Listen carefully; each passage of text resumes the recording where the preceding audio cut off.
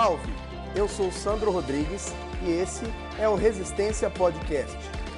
Aqui você encontra tudo sobre o Nada Pedala Corre.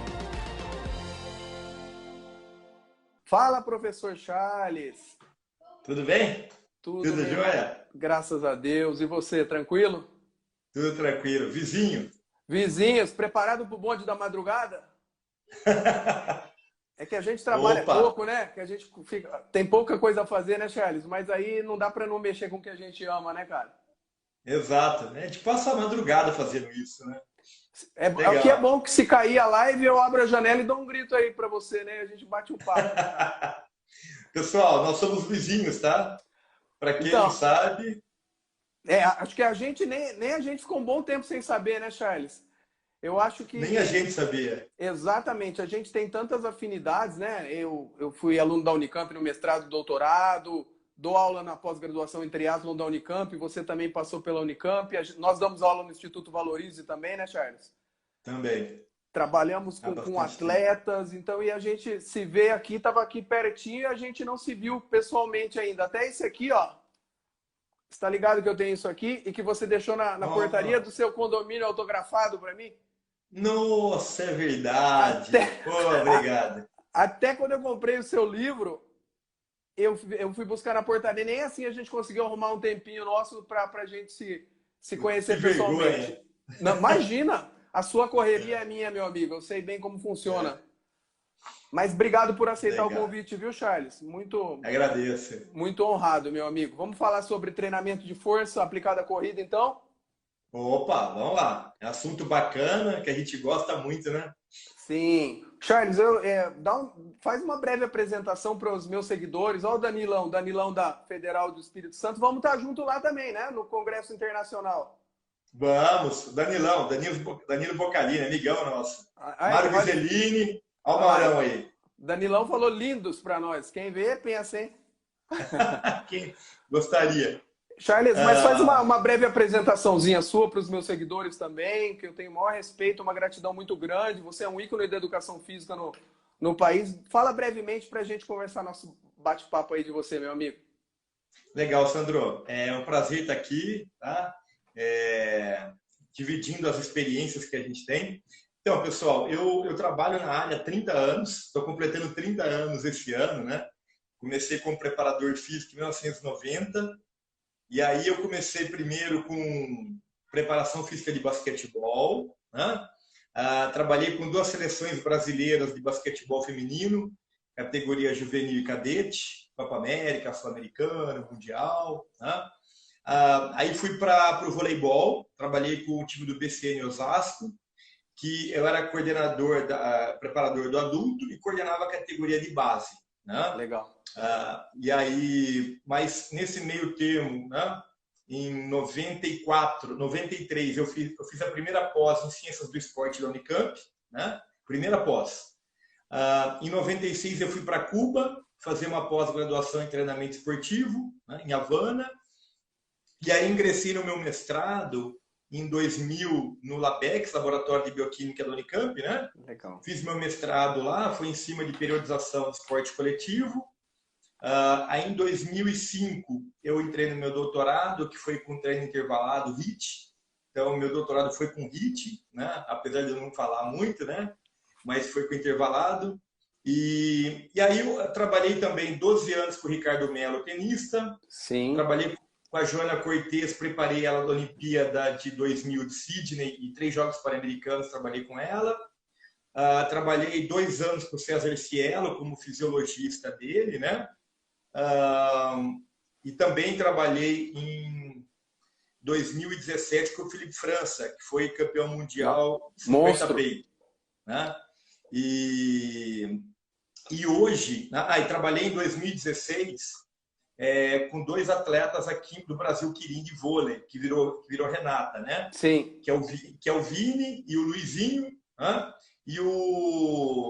E esse ano eu estou trabalhando especificamente, estava, né? Até a pandemia, Exatamente. eu estava trabalhando tanto no Campeonato Paulista e Superliga com o Luiz, que é o central do time do Renata, né? Legal. E aí a gente parou. E, do ponto de vista acadêmico, né, eu comecei a orientar mestrado e doutorado em 2011 e hoje eu coordeno um grupo de pesquisa na Unimap, né? Tem alunos de iniciação, mestrado, doutorado, aluno de pós-doutorado e tudo ligado à parte de treinamento, né? E, inclusive, tem alguns alunos meus aqui, né? O Paulo, né? Uma galera aí, Não, né? pessoal entrando, bombando aqui. Estamos com 70 pessoas aqui, muito legal. Esse O horário. Felipe, o Felipe Ornelas. Então, resumidamente, é o que eu fiz nos últimos anos, né? Legal, Charles. Muitas afinidades nós temos, né? Olha o Godoy e o Adriano falando, quase sem experiência. E agora quem está assistindo entende o tamanho da minha honra e da minha gratidão em ter você aqui para a gente conversar. Obrigado, viu, Charles? Vamos embora falar de corrida e força, então? Vamos lá. Partiu. Ó, vamos lá. a primeira coisa que eu queria conversar com você é assim, porque eu vejo, pelo menos, que no Brasil ainda o treinamento de força associado aos esportes de endurance e os esportes cíclicos, né? Ele não é tão evidenciado. Eu vejo que tem uma restrição ainda em relação, não sei se a maior restrição é em relação à concorrência das valências físicas ou à concorrência das vias metabólicas, ou ainda com o medo do aumento de peso e dessa relação peso-potência ser estragada, né, Charles? O que você pensa? Por que você acha que ainda tem tanta reticências assim em relação ao corredor, vamos falar, outros esportes de endurance, aceitar o treinamento de força, que eu sou fã? Você tocou na ferida, né? A primeira pergunta já foi na ferida. Já dei no meio, né, Charles? Já deu no meio, você bateu na patela já, né? Você bateu para machucar, né? Eu vejo que falta ainda o entendimento de alguns treinadores e de muitos atletas das adaptações oriundas do treino de força, né? Achando que o treinamento de força vai gerar hipertrofia, que o objetivo do treino de força é ganho de massa muscular, que é ganho de força. E a gente sabe que tem tantas respostas adaptativas do treino de força que não é ganhar massa muscular, não é só produzir força. Então, e além disso, né, é uma questão histórica, né? Então você vê que vem de décadas os atletas, né, eles acham, para que eu vou fazer força? Eu corro, né? E então assim está mudando. Eu vejo que está mudando devagar, homeopaticamente. Sim. Porque os técnicos começaram a entender melhor, estudar mais adaptações, mas eu vejo que ainda é muito resquício do passado. Né? Então, eu não gosto de musculação porque eu acho que é monótono, musculação da hipertrofia e por aí vai, né? Principalmente entre os amadores, né, Charles? Porque o profissional ainda tem o respaldo da gente que está estudando, que está lendo, que está aplicando, está fazendo ciência, né? Mas em relação aos amadores, eles ficam nessa restrição, porque tem muito amador que treina por conta ainda, né? E aí os amadores que acabam fazendo por conta, ainda eles acabam fazendo o mesmo tipo de treino no treino de força e no treino específico, não é, Charles? E aí talvez não vá sentir, a gente vai entrar nesse ponto, mas eu acho que é mais evidenciado com os amadores por isso, por fazer o treino de força da maneira não apropriada, você não acha? Exatamente. Porque eles acham que treino de força é hipertrofia. Então ele começa a fazer resistência de força com caráter hipertrófico e toca o barco assim o tempo inteiro. Aí fica difícil, né?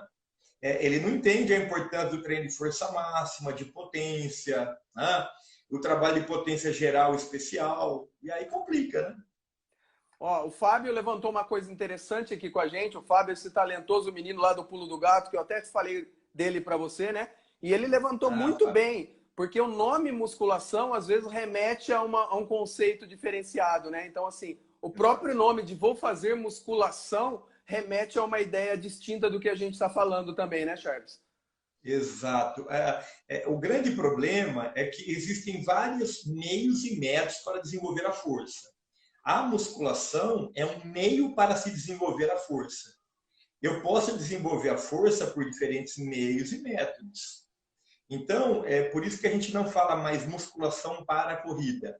Nós falamos treino de força para a corrida E aí vamos identificar os meios e métodos que nós vamos utilizar de acordo com a periodização, né? Não, perfeito.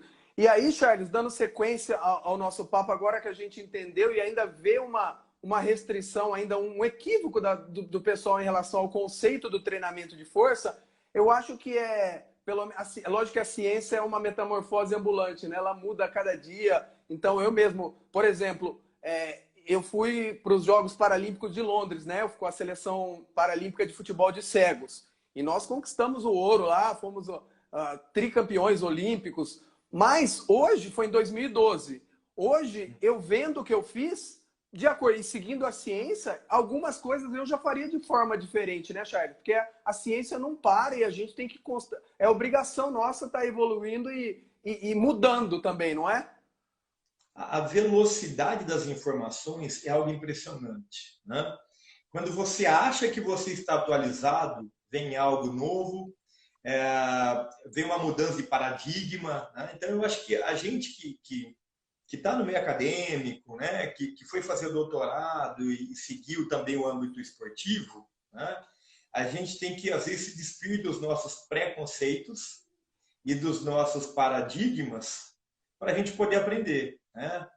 Hoje eu fico vendo os treinos que eu dei minha vida inteira, eu falo, meu Deus, como eu fiz isso? Né? É que naquele momento da minha vida, o que tinha era aquilo. E aí foi evoluindo. Né? Exatamente. E daqui a 10 anos, se a gente olhar para trás, a gente vai falar, nossa, como a gente evoluiu. Né? Então, nós somos eternos aprendizes, né? Perfeito, Charles, perfeito.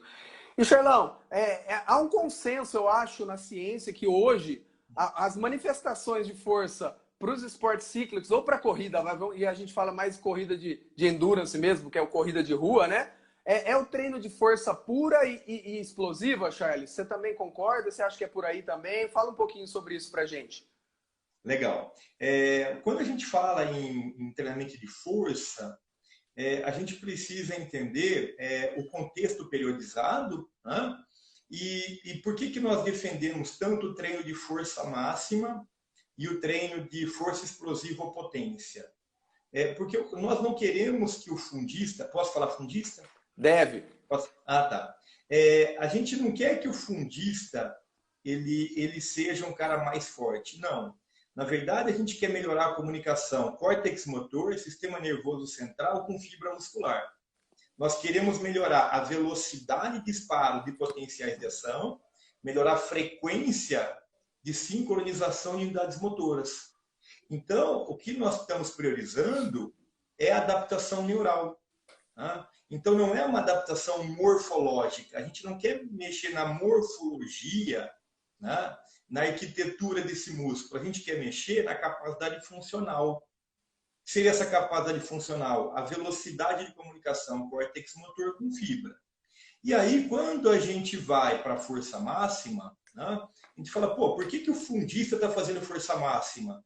Ele não precisa de força? Não. Na verdade, a gente quer melhorar a comunicação córtex motor fibra. E aí a literatura, quando fala em força máxima e potência, agora eu vou para a potência, né? Por que o fundista tem que fazer potência? Ele não salta, né? Não, peraí, né? O que a literatura tem discutido nesse sentido? Que o treinamento de potência, ele melhora a amplitude da passada, porque ao final de uma prova, posso discorrer? Segue que tá ótimo. É aula live, não foi assim que a gente combinou? A galera tá delirando, já estamos com 100 de média aí, vamos embora. Show!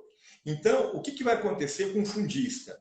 Nos últimos quilômetros, por um mecanismo de fadiga, que são vários, a tendência para ele tentar manter o pace de prova, o ritmo de prova, o que vai acontecer? Automaticamente, ele vai ter que aumentar a frequência da passada. Ele aumentando a frequência da passada, a passada vai ficar mais curta. Então, ele vai ter que fazer mais e mais passadas, mais ações excêntricas, e o gasto de ATP vai ser muito maior. Né? E o que o treinamento de potência faz? Ele atenua a perda da amplitude da passada no final da prova. Então, a passada de quem faz treino de força e potência vai ser uma passada mais larga, e ele vai melhorar o tempo de contato com o solo e a fase de voo. Tem um trabalho do Hackney que ele mediu o tempo de contato de cada passada na esteira. E ele viu que os atletas que fizeram potência, eles melhoraram em quase 20 milissegundos o tempo de contato com o solo. Sim. Então, se eu melhoro o tempo de contato, eu melhoro a fase de voo e, consequentemente, a amplitude da passada. E aí nós falamos em economia de corrida. Então, treinamento de força e potência melhora a economia de corrida. Mas não que ele vai consumir menos oxigênio. Isso. É que ele vai gastar... ter uma... Pode falar. Ele vai gastar menos energia. Perfeito. Ele vai ter menor gasto de ATP, porque ele vai ter menos contrações musculares em função de uma maior amplitude da passada e uma melhor fase de voo, né? Então, quando a gente fala em economia de corrida, não é do ponto de vista fisiológico, mas sim mecânico. Perfeito. Então, mecanicamente, eu fico com o músculo mais econômico, né? E agora, se você olhar no passado, os fundistas não faziam treino de potência, não faziam pliometria, saltos profundos, ou força máxima, nem pensar, né? E aí, eu comecei em 2000 eu comecei a aplicar força e potência nos meus fundistas. Ah, para quê? Me chamaram de louco. Esse cara é louco. Onde se viu? Né? Maratonista, fundista fazendo força máxima, mas ele não precisa ficar forte. Para que fazer salto? Quem faz salto é saltador, é velocista, né? Mas é essa visão que a gente tem do treinamento de força para o fundista. E simplificando, né, Charles? Assim, hoje em dia a gente sabe que a corrida também não deixa de ser uma sucessão de saltos, né? Então, você correr é uma sucessão. E se a gente faz o trabalho pliométrico, a gente trabalha o famoso CAI, né? O ciclo alongamento, encurtamento, né? E aí a gente não pode deixar de pensar que a corrida, no momento, a gente recebe o torque externo pela ação da gravidade durante a fase excêntrica e depois a gente vai devolver o famoso torque interno, né? É a fase concêntrica onde a gente vai devolver a energia em forma de energia elástica para a gravidade. E isso, a gente otimizando isso com o treinamento pliométrico ou de potência, como você diz, a gente deixa a corrida muito mais econômica, né? Acho que é por aí, não é? Perfeito, perfeito. A gente já pode pegar o gancho aqui, Charlão, e já responder uma pergunta. Ó, tem muita pergunta, gente, depois, mas quem mandou antes, acho que encaixa com o Daniel Graça, porque ele fala: como ordenar o treino de força com o volume do treinamento para não haver sobrecarga? Eu acho que se a gente parte desse princípio de força máxima e pliométrica, influencia muito menos, porque você não está trabalhando a mesma valência, né? O mesmo tipo de força de resistência que vai te fadigar. Haja visto que na NBA, o pessoal aquece no vestiário com agachamento com 200 quilos, né, Charles? Com a carga lá em cima, para ter essa ativação neural que você falou, não é isso? Perfeito, perfeito. Você foi cirúrgico, né? Hoje em dia, nós utilizamos a força máxima como pré-ativação para o treino. Isso. Então, o treinamento de força máxima e potência não são concorrentes para provas de endurance. Então, o treinamento de força e potência são excelentes auxiliadores no desempenho de fundistas. Diferente da força e potência para velocistas, ela é determinante. Exato. Então, não há problema algum de no mesmo microciclo, né, ou dependendo da configuração do micro, na mesma sessão, eu fazer uma pré-ativação com força máxima, ou uma pré-ativação com potência. Né? Não há problema nenhum a gente fazer isso. Né? E a gente ganha tempo, né, Charles? A gente pode até aproveitar o treino de força para servir como baita de um aquecimento, dependendo o ciclo que ele está e o estágio, o lastro desse atleta, né, Charles? Perfeito, perfeito, exatamente. Porque o trabalho de força máxima, como ele tem baixo volume de séries, repetições e pausa completa, é um dos treinos que menos gera dano tecidual. Então, o grande problema seria se eu fizesse o trabalho de resistência de força. Que aí o trabalho de resistência de força tem muito volume, muito dano, e ia concorrer com o trabalho de endurance. Diferente da característica do treino neural. né? Perfeito, Charles. E aí a gente já pode remeter à nossa primeira discussão, porque a gente pega o atleta amador que treina por conta. Quantas pessoas fazem isso? Fazem um treino com uma sobrecarga alta? Quantas pessoas você vê na academia fazendo série de 2, 3 repetições e descansando 4, 5 minutos para fazer a segunda série, né? Quase ninguém, né, Charles? Infelizmente, quase ninguém. Quase ninguém. Né?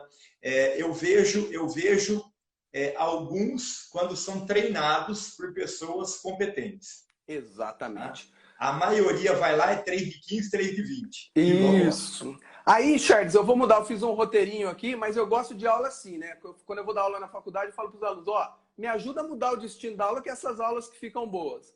Então, eu fiz um roteiro, mas já vou dar uma mudada aqui em cima do que você falou. Só que aí a gente parte de um problema que eu, quando trabalhei com futsal também, e até na Paralimpíadas com a seleção de futebol de cegos, com o esporte coletivo é pior ainda, mas com o atleta amador é assim, quantas pessoas têm, entre aspas, know-how ou têm um vocabulário motor para executar essas valências de força que realmente geram benefício para o corredor. Então, uma faca de dois gumes, né, Charles? Porque se por um lado eu tenho que pôr carga e fazer força pura, ou eu tenho que pôr o cara para saltar com a barra nas costas, quantos atletas amadores, que é a maioria do filão nosso aqui, tem pedigree para executar isso? Você não vê isso como um problema também, Charlão? Eu vejo, exatamente. Eu vejo que o bom treinador ele tem que analisar o histórico de treinamento do atleta, tanto o atleta profissional como amador, né? E então eu vejo que muitas vezes eu já cheguei a treinar atleta amador e eu falei: você não está preparado ainda para fazer força máxima, você não está preparado para fazer potência. Então, primeiro vamos lá, vamos fazer um trabalho de equilíbrio muscular, né? Vamos fazer um trabalho de profilaxia para preparar você para o trabalho de força máxima, de potência, né? E aí eu vejo muito imediatismo. Então o pessoal fala assim, não, porque olha lá, o trabalho de salto é bom, né? Mas Exatamente. imagina a força relativa que você tem que ter para que esse trabalho de salto não prejudique a articulação, ligamento, tendão, coluna, né?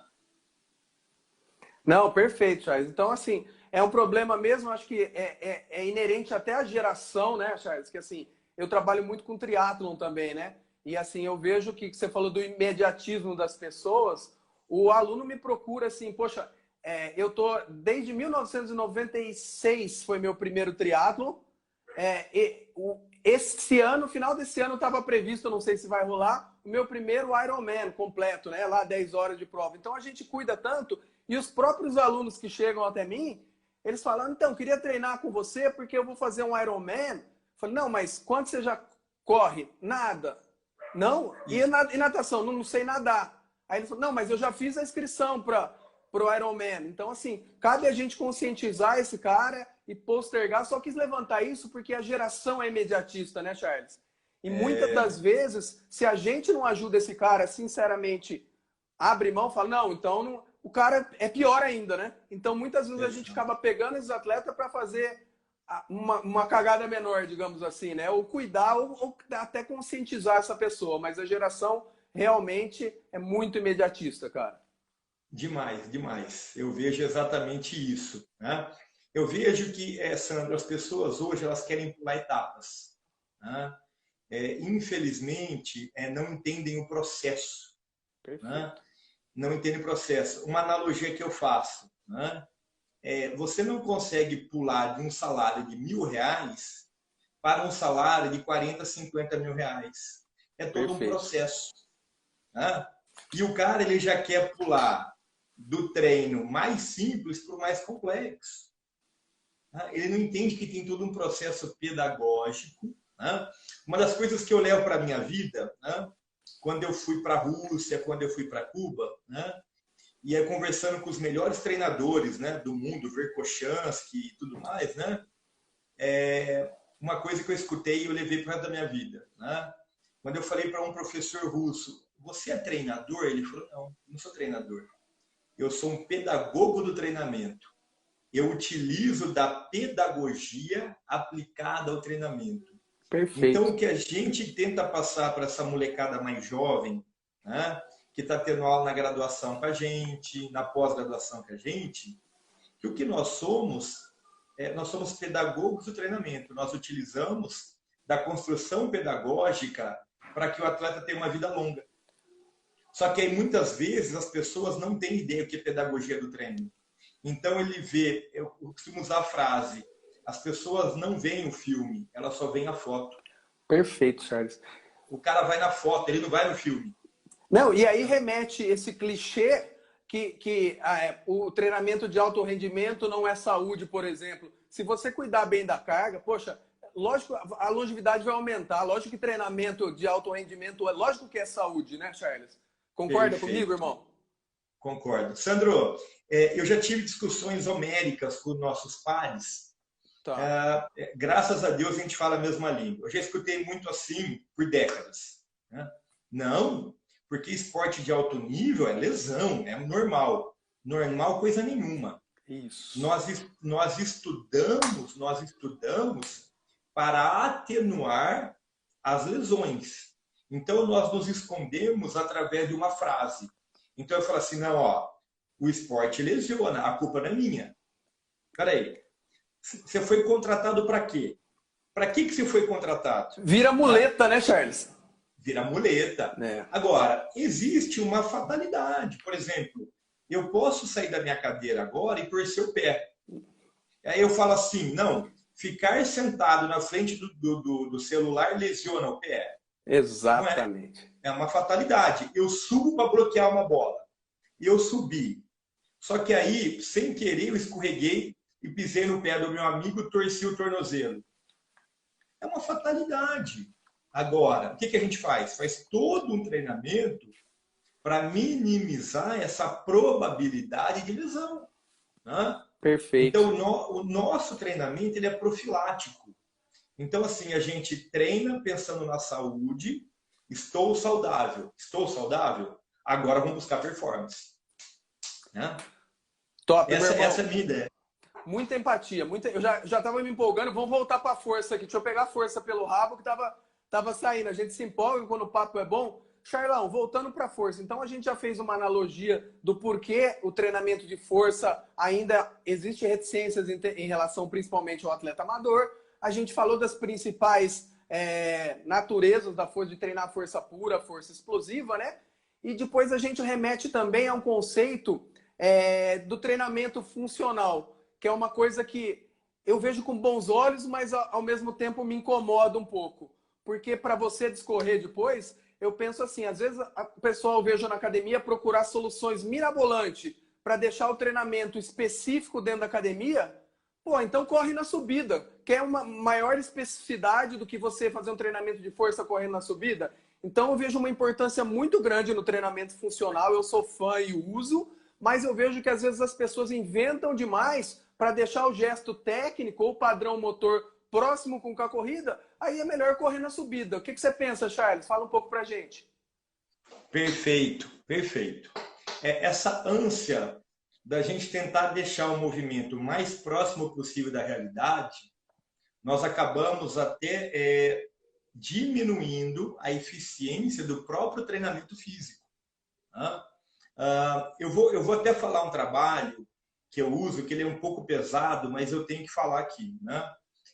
Foi feito um trabalho, Sandro, com oito técnicos de elite da natação mundial. Tá. Né? Eles pegaram técnicos da Austrália, que é o celeiro, Sim. Grã-Bretanha, Estados Unidos, Irlanda, tá? Os países que mais têm nadadores. E aí eles perguntaram para os técnicos, por que vocês usam o treino de força na natação? Né? Os argumentos. Porque melhora a resistência, porque deixa o atleta mais robusto, porque melhora a performance e previne lesão. Até quando falou em previne lesão, show de bola. Performance. Agora, robusto. O que é robusto? Né? Resistência de força. O que eles fizeram? Eles utilizavam treinos de resistência de força, circuito, querendo melhorar a capacidade glicolítica na água. peraí, aí não dá, né? Aí não dá. Aí, Perfeito. tomaram. Só que daí, eles foram mais adiante. Eles perguntaram assim, quais são os exercícios que vocês acreditam que gerem mais transferência para a água? O que eles fizeram? Bem, na água eu tenho muita puxada. Então, na musculação, sim, vamos fazer um trabalho mais funcional. Vamos fazer as puxadas. Puxadas. Né? Barras, puxadas, tal. Só que aí, a hora que você vai ver os trabalhos da natação que melhoram o desempenho, não são as puxadas. Exatamente. São os movimentos balísticos, pliométricos, os pliométricos de membro inferior e membro superior. Só que a hora que você vai para a pliometria, o gesto motor está distante do gesto motor que ele faz na piscina. Então, a visão que eu tenho de transferência, a transferência não é para o gesto motor. A transferência é para a velocidade de comunicação, córtex motor fibra. O que me interessa é cérebro comunicar rápido com fibra. Isso é transferência. Porque deixa o próprio gesto técnico ser treinado no treino técnico-tático. Porque essa transferência não é imediata. Então eu vejo assim, por que o nadador faz salto? Ele não salta, mas você prioriza ciclo, alongamento e encurtamento, ação excêntrica, a parte de tensão mecânica. Só que aí o pessoal quer deixar o treino funcional o mais próximo possível do gesto. Só que não vai melhorar. Não é assim que vai melhorar. A transferência não é no gesto técnico. A transferência é cérebro-músculo.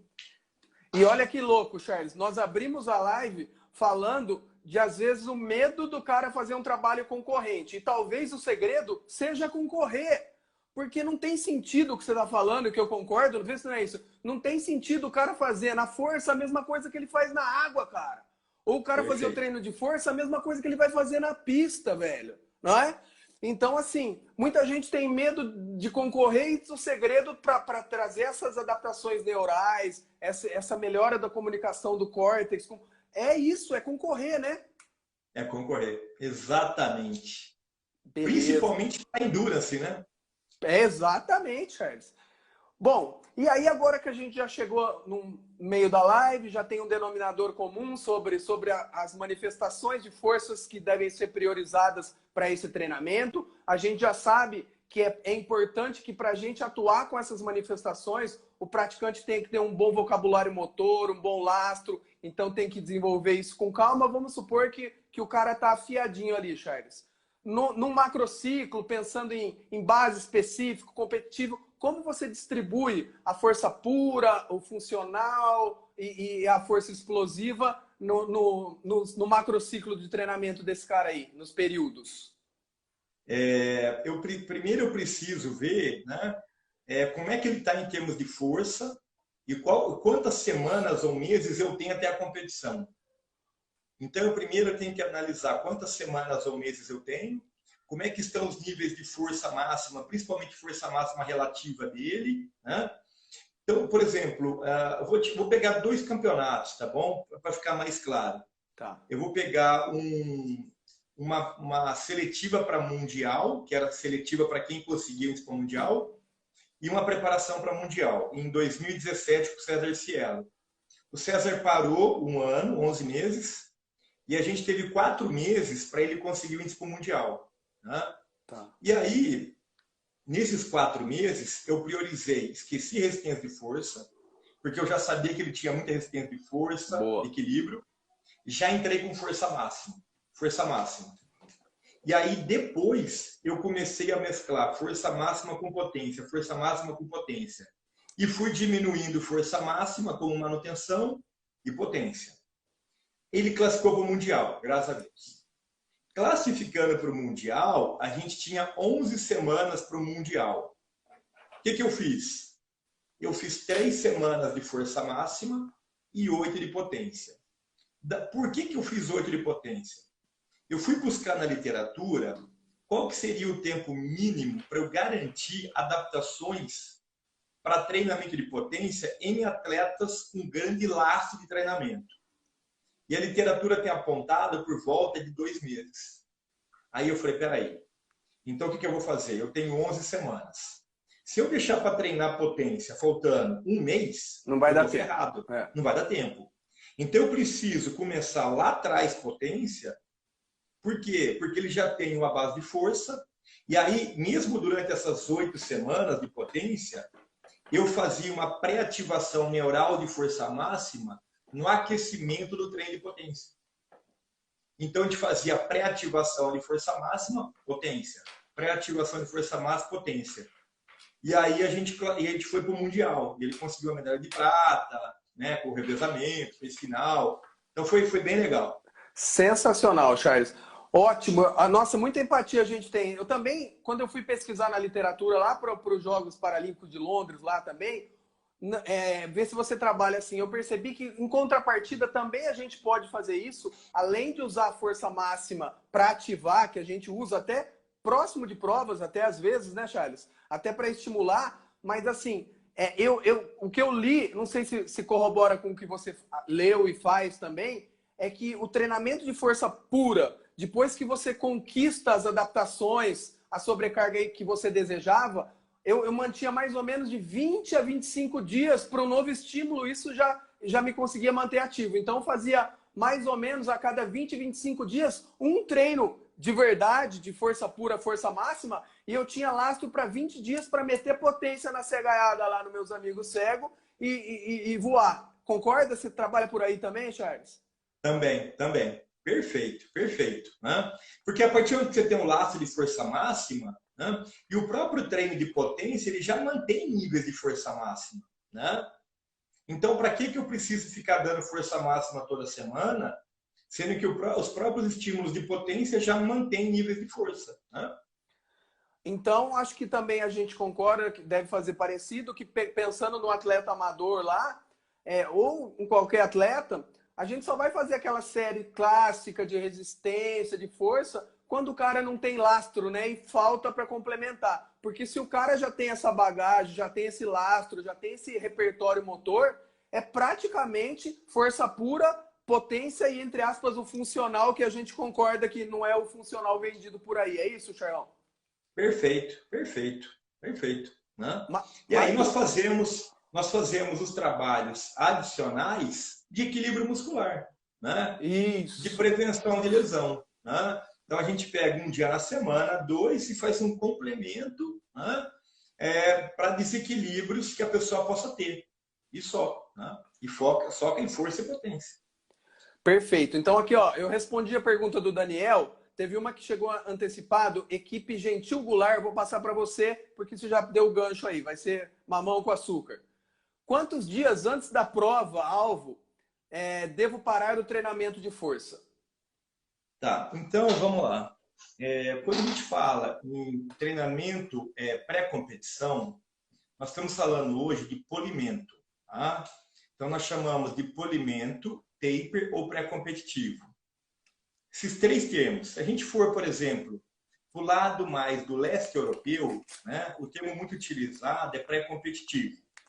Se você for para natação, ciclismo e corrida e triatlon, se utiliza muito o termo polimento. Sim. E se você for para o lado mais ocidental dos americanos, a palavra taper. Né? Então, o que a literatura tem mostrado? Que previamente à competição, tá? E aí tem vários modelos de polimento. Você tem polimento de 7, 14, 21 e 28 dias. Né? Então, por exemplo, dependendo do esporte do atleta, a gente usa um polimento de 14 dias. Nesses 14 dias, a gente mantém os treinos de potência, Então, a literatura pede para não diminuir os treinos de potência, né? Fazer uma manutenção. O que a gente reduz não é intensidade, a gente reduz volume. Isso. E aí o grande complicador da literatura é que modelo de polimento que nós vamos usar. Se é o polimento linear, se é o polimento ondulatório, se é por etapa. Então, assim, ainda o mundo não chegou a uma conclusão qual que é o melhor modelo de redução de carga de treino. Quando se fala em carga de treino, ninguém está falando em intensidade com a gente. Tá? Carga de treino é a somatória de tudo. Então, a gente reduz a carga de treino no polimento sem reduzir a intensidade. Então, a literatura preconiza no polimento redução do volume de treino, da carga de treino, mas sem reduzir a intensidade. Então, você pode e deve manter seus treinos de potência, mas com volume baixo, que não vai atrapalhar o desempenho dele. Né? Agora, força máxima, você pode parar aí com 10, 14, 20 dias antes da competição. Você pode fazer uma pré-ativação de força máxima no aquecimento para potência, né? E soca treino de potência, mas com baixo volume. Perfeito, perfeito. E aí a literatura preconiza uma redução de volume no polimento de 30% a 80%. E aí tem várias formas de redução, né? Mas a literatura preconiza de 30% a 80% de redução de carga de treino. Perfeito, Charles. Esses dias um colega veio me perguntar, poxa, Sandro, o que você acha que trabalha com esporte de rendimento coletivo também?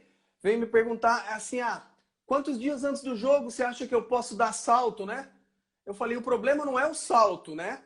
É a adaptação que você vai gerar, né? É o tamanho dessa sobrecarga. Então, assim, o que é esse salto? Você vai pegar um cara que não salta, você tem que parar bem antes, porque ele não fez. 2 saltos vai gerar uma adaptação que esse cara vai sentir, o jogo vai ficar pesado. Agora, o cara faz 20 saltos, você dá 10 até na véspera do jogo, que isso vai ativar. Então, tem uma grande diferença entre a ativação e aí a sobrecarga, a adaptação, a mudança, a supercompensação, quando você quer gerar a supercompensação, né, Charles? Perfeito, perfeito. Matou a charada. Ótimo, meu irmão. Agora aqui entrando nos finalmente, aquecimento, né? Vamos pensar em corrida e pré-prova. Então, que tipo de aquecimento você preconiza, já pensando, já que o nosso assunto é força e potência, né? Quando o cara tá lá no dia da prova, minutos antes, você também acha legal fazer esse trabalho de potência. Vamos pensar no amador, sabe? O cara não vai ter uma barra, como a gente falou, de NBA para fazer ativação, mas ele tá ali, por ali, na Corrida da Lua, na integração aqui em Campinas. O que esse cara faz? Porque às vezes o pessoal vê meu aluno fazendo umas coisas assim antes da corrida, acha meio doido, né? Mas assim, precisa ver o lastro que esse cara tem e se é ativação ou é uma supercompensação. O que você pensa? O que você indica, Charlão? Eu vou contar 2 episódios, Sandro, que eu passei na minha vida, né? Que respondem muito essa questão, né? Tá. Há muitos anos atrás, eu trabalhava com um atleta de 800 e 1500, meio fundista. Boa. Que hoje em dia nem estão chamando mais 800 de meio fundo, né? E aí eu falei para ele, olha, era Troféu Brasil. Nós vamos manter o seu aquecimento com os indicativos de corrida, indicativo de salto, né? Que você já faz. E aumentando progressivamente a intensidade disso, mas com pouco volume. Só que aí a gente vai fazer o quê? Nós vamos fazer uma pré-ativação neural, né? Minutos antes da prova. Então, quando faltar exatamente 5 minutos antes da prova, que você já fez toda a parte de educativo de corrida de salto, nós vamos fazer uma pré-ativação de força máxima. Né? E aí você vê como nós vivemos num país subdesenvolvido de terceiro mundo. Nós levamos barras, anilhas numa Kombi. A gente falou, a gente não vai atrapalhar ninguém. Né? E eu já tinha a carga específica para pré-ativar ele, uma carga que a gente já conhecia. Nós somos proibidos de fazer isso. Sério? Proibidos. A organização falou assim, não, nunca ninguém faz isso. Por que vocês vão fazer? Né? A gente foi proibido. A gente não fez.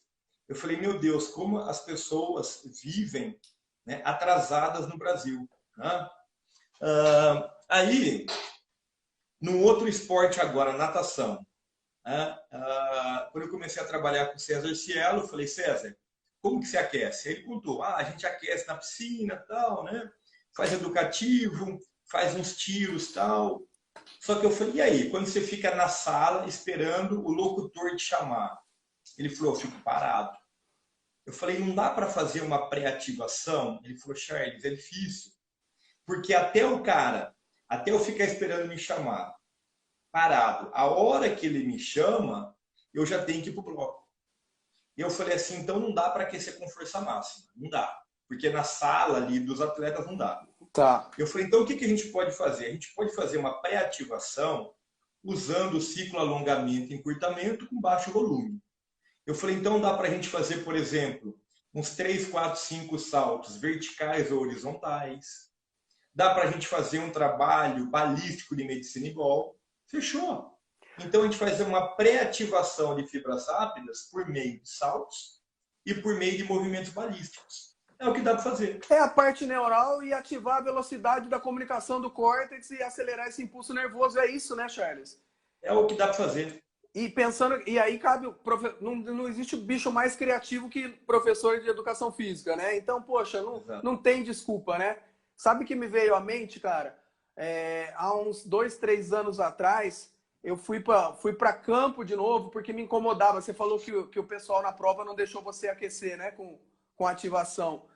Me incomodava muito tempo o aquecimento que é feito no palco, lá na Night Run, sabe? Que o cara faz de... Nada contra, mas que o cara faz lambada, lamba aeróbica. Então, assim, poxa, 7.000 pessoas lá embaixo. Eu falei, ó, vamos fazer uma coisa diferente. Então, fui para o palco, trabalhei com os educativos, trabalhei com os exercícios pliométricos, com esse tipo de ativação. Porque a gente tem que disseminar isso, né, Charles? Porque o pessoal copia, e se você falar qualquer coisa, ele vai copiando, não interessa se é certo ou errado. E há quanto tempo me incomodava, eu ia lá, ia o aquecimento... Aí o cara punha uma professora de axé lá e dançava para sair para corrida, cara. Então eu acho uma coisa que a gente cortou, Sandro, foi bem legal também, os aquecimentos longos na natação. Aquecer 1.000 metros, 1.500. Verdade. Você acha aquecer 1.500 metros? A gente conseguiu reduzir para 300, 500, que eu ainda acho muito. Eu também. Mas é trabalho de formiguinha. É trabalho de formiguinha. Imagina você de 1.500 reduzir para 200. É impensável. Não, então a gente reduziu. Que 200 é o que a gente acha que tá bom, né, Charles? A gente acha que tá bom. Só que assim, a gente chegou a 300, 500, já foi um salto de qualidade. Mas o que você fez foi legal, né? Quer dizer, você foi lá, subiu no palco e mostrou para as pessoas o que elas precisavam, né?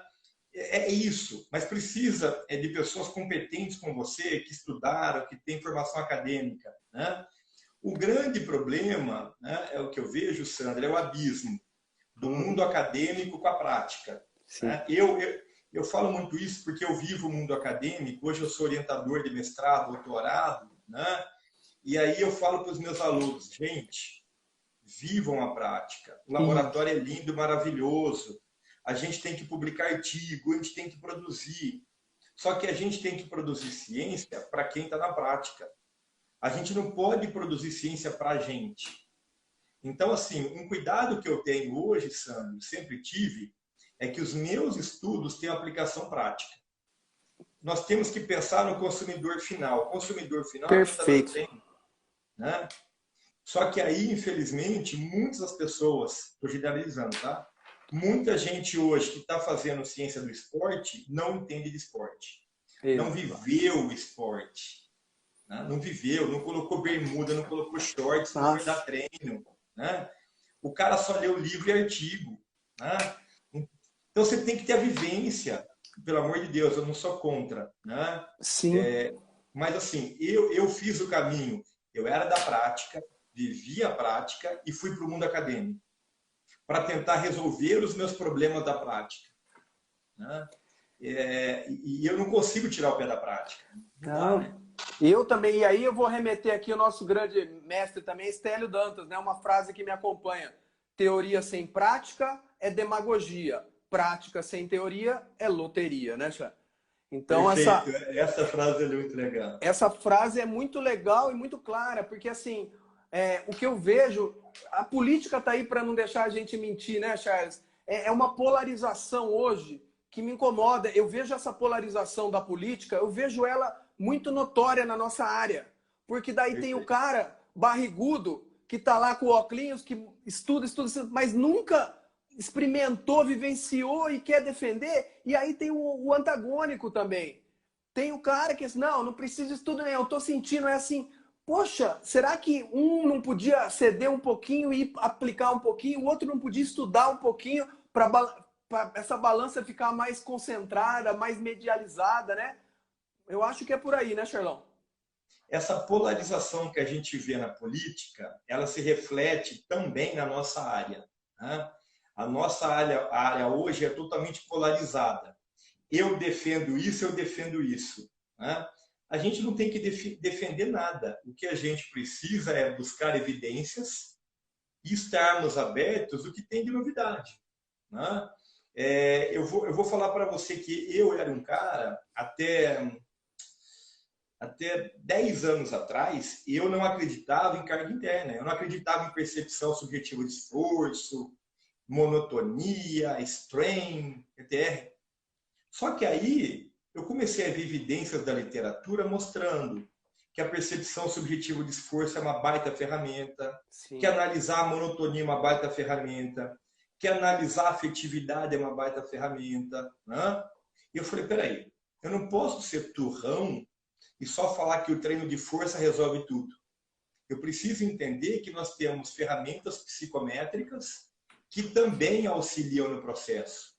Então, eu tive que me despir dos meus preconceitos e começar a utilizar essas ferramentas no meu treino. Coisa que antigamente eu abominava, né? Não, perfeito. Agora, tem um atleta que eu tô vendo seu estreito uma parceria, ajudando o menino lá de São Paulo, um menino bom, sabe? Ele faz 10 para 31 e pouco, né? Menino forte e tal. E ele tá sem treinador e eu querendo ajudar. E ele tá assim, não, professor, o que eu faço? Eu falei, calma, cara. Eu quero saber quanto você trabalha com o quê? Que ele também é atleta amador, né? Quanto tempo você dorme? O que você faz? Você é casado? Onde você mora? Você vai de ônibus? O que você come no dia a dia, né? Então, às vezes a gente pensava só aí que você falou carga de treino, volume, intensidade, ponto, né? Então aí você fala, não, tem um intervalo, tem alimentação, a carga de treino é influenciada por N fatores, né, Jair? E assim, Perfeito. isso foge da nossa mão, e aí assim, eu sempre falo que a tecnologia está a nosso dispor, mas nada vai substituir o estado de arte do professor, né, Charles? Isso é insubstituível e é o que vai fazer a diferença. Porque ficar escondendo conteúdo, a gente está falando tudo que a gente sabe, não tem mais porquê hoje. A diferença está nesse estado de arte, porque eu brinco, quando eu vou dar minhas aulas, eu falo, ó, na educação física não existe certo, mas existe errado. Exato. Né? Então eu sempre falo assim, ó, tem várias maneiras de fazer a coisa certa, mas se você fizer uma coisa errada, pode ser que apareça. Então, assim, o estado da arte é insubstituível e isso ninguém nunca vai tirar, nenhuma tecnologia ou máquina vai nos transpor, eu acho, não é? Concordo plenamente, concordo plenamente. Irmão, ficou o último assunto aqui pra gente fazer Temos tempo? Eu acho que tem 4 minutinhos, né?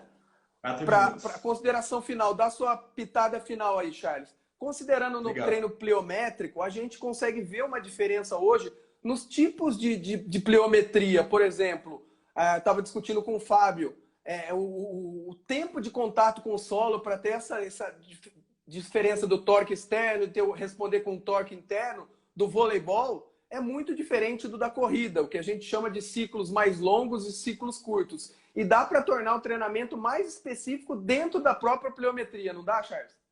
Dá, não tenha dúvida, né? Então, aí a gente tem que adequar os tipos de treinamentos pliométricos ao esporte, né? Se é um esporte coletivo, né? Se é um esporte de longa duração, né? Se a amplitude da passada é maior numa modalidade ou menor na outra, se a frequência da passada é maior numa na outra. E aí tem exercícios pliométricos que a gente pode ajustar para uma coisa e para outra. Resumidamente falando. Porque o cara, a hora que vai dar uma cortada por cima do bloqueio no vôlei, olha quanto tempo ele tem para fazer um movimento de salto e ir na corrida diferente. Então, dá para trazer essa especificidade. Perfeito. Charlão, meu irmão, show de bola. Obrigado de coração, viu, cara? Foi um prazer. Nosso café tá marcado para quando acabar esse negócio de coronavírus, né? Perfeito. Se Deus quiser. Toma um café, uma cerveja aqui junto. Perfeito. A gente é vizinho, não vai faltar tempo. Posso falar dos meus livros aqui? Deve. Eu já mostrei Legal. um aqui, né? Fala do resto aí. Ó, pessoal, esse aqui é meu livro de periodização esportiva, tá? Essa aqui é a primeira edição, tá? Mas a gente Levanta escreveu mais ele, Charles. Aí. aqui, ó.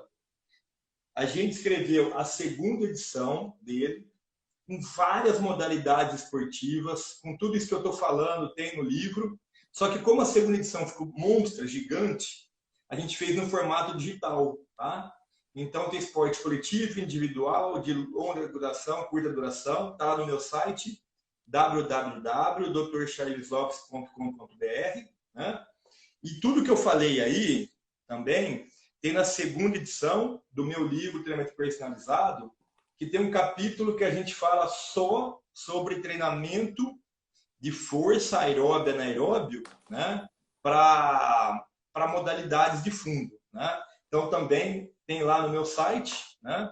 E toda quarta-feira eu falo alguma coisa no meu canal no YouTube, né? Que é professor Dr. Charles Lopes, né? Então, espero que vocês possam seguir a gente, né? E o canal do Telegram prazer. também, né, Charles? Temos eu e você também. O Telegram também, que é Lopes Volpe Periodiza, que toda semana a gente coloca coisa de periodização lá.